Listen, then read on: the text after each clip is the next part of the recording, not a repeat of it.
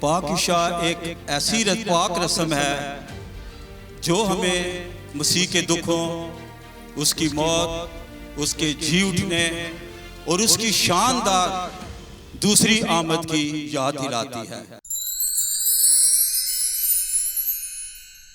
खुदावंद यीशु मसीह के नाम में आप सबकी सलामती हो। इस वक्त मैं पाकिशा के मुतल्लिक़ चंद बातें आपके सामने शेयर करूंगा। पाकिशा को इशाए रबानी भी कहते हैं और खुदावंद की मेज़ भी कहा जाता है। और पाकिशा एक ऐसी पाक रस्म है जो हमें मसीह के दुखों, उसकी मौत, उसके जी उठने और उसकी शानदार दूसरी आमद की याद दिलाती है। हालेलुया। पाक इशा से पहले खुदावंद यीशु मसीह ने एक ख़ास काम किया जिसके बारे में बहुत से बहन भाई जानते हैं। लीडर्स के अलावा मेरी सबसे दरख्वास्त है कि वो ख़ास वाक़या जो रोनमा हुआ वो कोई भी बयान कर सकता है, अपने हाथ उठाएं। और हाथ बुलंद करने से हमारा एक और मकसद भी होता है कि जो लोग सामने बैठे हैं उनकी तवज्जो जो होती है वो खुदा के कलाम की तरफ हो जाती है। तो अपना हाथ उठाएं। पाक इशा में शामिल होने से पहले खुदावंद यीशु मसीह ने एक ख़ास काम किया लीडर्स के अलावा। अभी जब आगाज़ होगा तो हम सबको वो वाक़या याद है। हालेलुया। और बहुत ही अहम और ख़ास वाक़या है। जिस तरह पाक इशा जो है वो एक ख़ास हमारे लिए एक पाक रस्म है, इसी तरह भी वो एक ख़ास काम है जो खुदावंद यीशु मसीह ने किया। वाक़या ये था कि पाक इशा से पहले खुदावंद यीशु मसीह ने अपने शागिर्दों के पाँव धोए। हालेलुया। और जब यीशु मसीह वो पाँव धोते धोते शागिर्दों के पतरस के पास पहुंचता है तो पतरस कहता है, ऐ खुदावंद, क्या तू मेरे पाँव धोएगा? तू अब तक मेरे पाँव कभी ना धोने पाएगा। पतरस क्या कहता है कि तू अब तक कभी मेरे पाँव ना धोने पाएगा। तो यीशु ने उसे जवाब में पतरस से एक बहुत ही ख़ास और अहम बात कही। और वो बात ये है कि यीशु ने पतरस से कहा कि जब तक मैं तुझे ना धोऊं तू मेरे साथ शरीक नहीं हो सकता। जब तक खुदावंद यीशु मसीह ना धोए हमें, हम उसके साथ शरीक नहीं हो सकते। और जब पतरस ने ये सुना कि खुदावंद यीशु मसीह कह रहा है कि मेरे साथ तुम शरीक नहीं हो सकते जब तक मैं आपके पाँव ना धोऊं, तो उसने कहा, है खुदावंद, मेरे पाँव ही नहीं बल्कि मेरे हाथ और मेरा सर भी धो दे।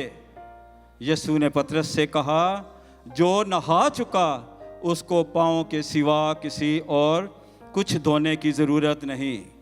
वो क्या है? वो सरासर पाक है। हालेलुया।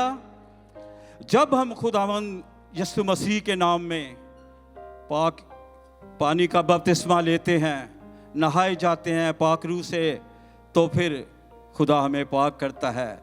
और पाँव धोने से मिसाल यही है कि ज़िंदगी में हम सारा दिन जो काम करते हैं उसमें कोई ना कोई ख़ता हमसे हो जाती है, और उस ख़ता को मुआफ़ करने के लिए हमारे खुदावंद यीशु मसीह ने शागिर्दों से ये कहा था। क्योंकि हम दुआए रबानी में भी यही कहते हैं, हर रोज़ जो दुआ हमें सिखाई जाती है उसमें भी हम कहते हैं कि जिस तरह हमने अपने कर्ज़दारों को माफ़ किया, तू भी हमारे कर्ज़ हमें मुआफ़ कर। और पाँव धोने की रस्म अदा, और जब हम भी पाँव धोने की रस्म अदा करते हैं चर्च के हवाले से, तो भी हम एक जो खुदा का खादम या जो शख्स भी पाँव धोता है, हम अपने पाँव उसके आगे करते हैं।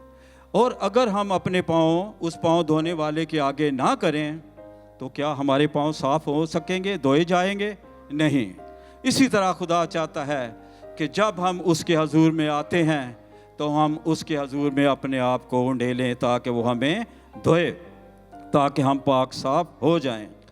और हम पाक इशा में शरीक हुए हैं और हम भी शागिर्दों की तरह, हमारा फ़र्ज़ है कि जैसे शागिर्दों ने खुदावंद यीशु मसीह की बात सुनकर अपने पाँव उसके सामने पेश किए और उसने उनके पाँव को धोया, हम भी खुदावंद के पास आएँ और उसे कहें क्या खुदावंद, मैं अपने दिल को तेरे पास लाता हूँ, तू अपने पाक खून से मेरे दिल की तमाम उन बातों को जो तुझे पसंद नहीं खुदावंद धो के पाक कर, ताकि मैं तेरी पाक इशा में, तेरी पाक मेज़ में शरीक हो सकूं।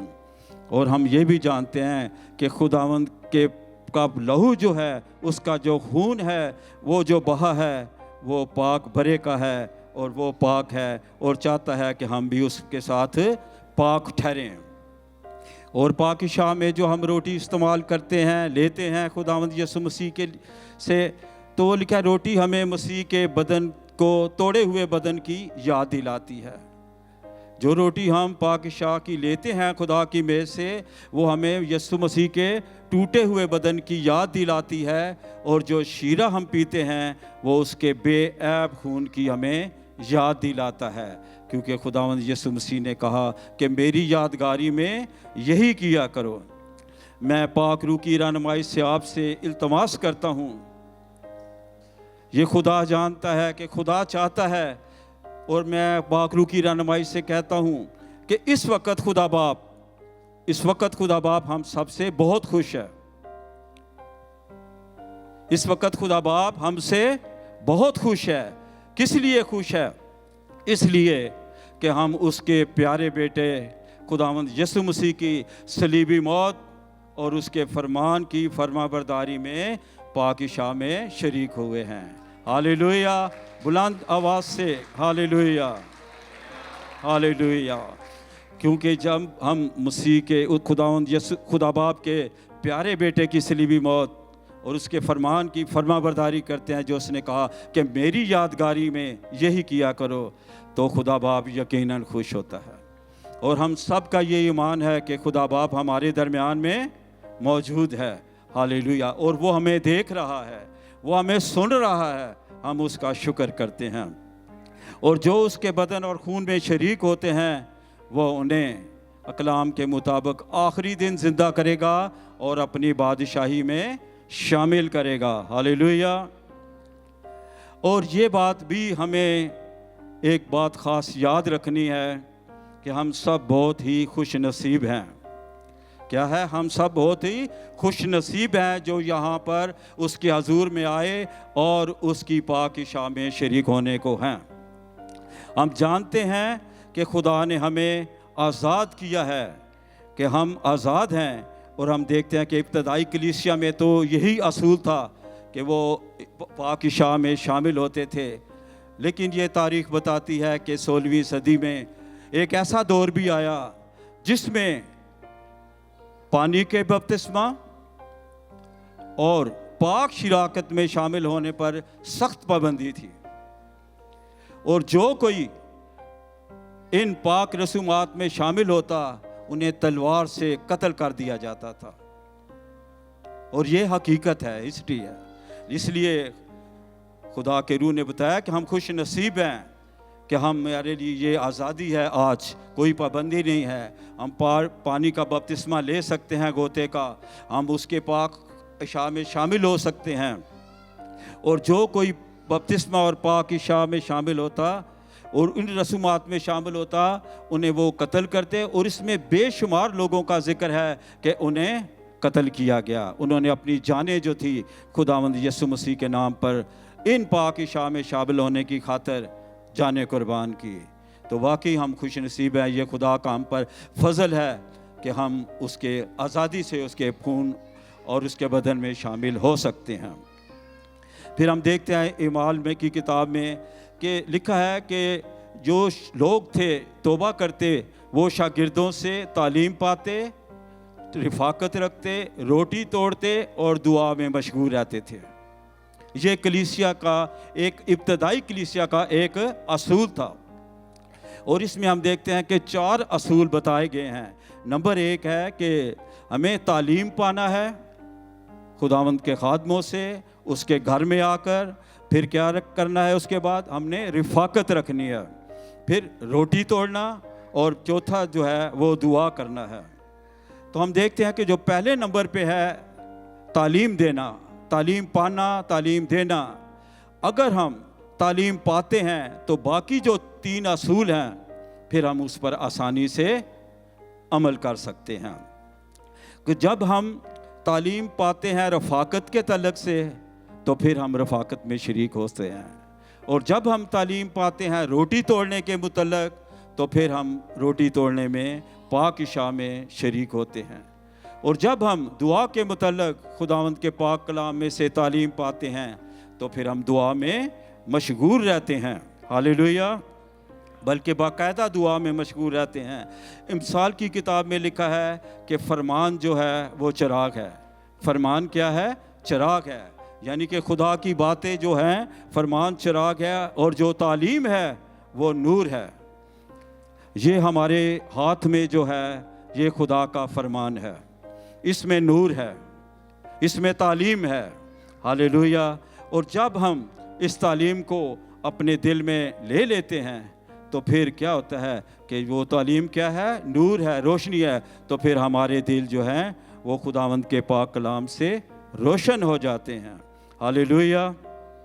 फिर इमाल ही की किताब में लिखा है कि इब्तदाई कलीसिया के जो लोग थे वो हर रोज़ हैकल में, घरों में तालीम देते और पाते थे।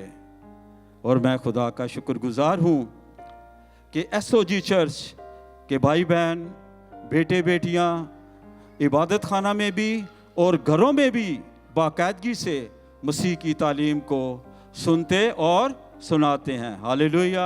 और दुआ करते हैं, और इस तरह वो रफ़ाकत रखते और रफ़ाकत के असूल पर वो अमल करते हैं। हालेलुया। हम अपने सर को झुकाएंगे और ये दुआ करेंगे खुदावंद यीशु मसीह के पाक की शाह के तलक से ही कि खुदावंद हमें तौफीक दे